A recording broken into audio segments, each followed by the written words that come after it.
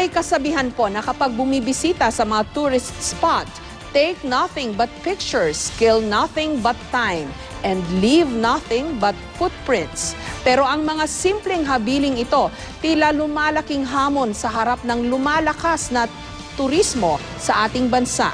Ang mga dating tagong yaman at mga lugar na dati sa postcard lang makikita, mas madali na ngayong matuklasan, mapuntahan, ma-enjoy at sa kasawiang palad, mapagsamantalahan.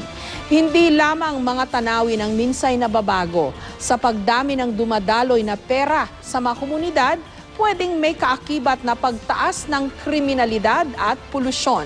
Pati ang nakagisnang kultura, minsan nag-iibang anyo. Bagamat ang gobyerno ang may pangunahing responsibilidad na pangalagaan ang ating mga tourist destination, lahat tayo may obligasyon at may magagawa. Ang basurang dala, halimbawa, bitbitin na po natin at saka itapon sa basurahan.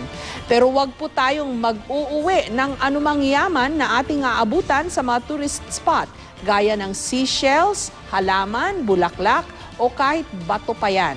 At katulad ng isang bisita, lagi nating galangin ang mga lugar na ating dinarayo, gaya ng gusto nating respeto kung ang sarili nating bahay ang binibisita ng ibang tao.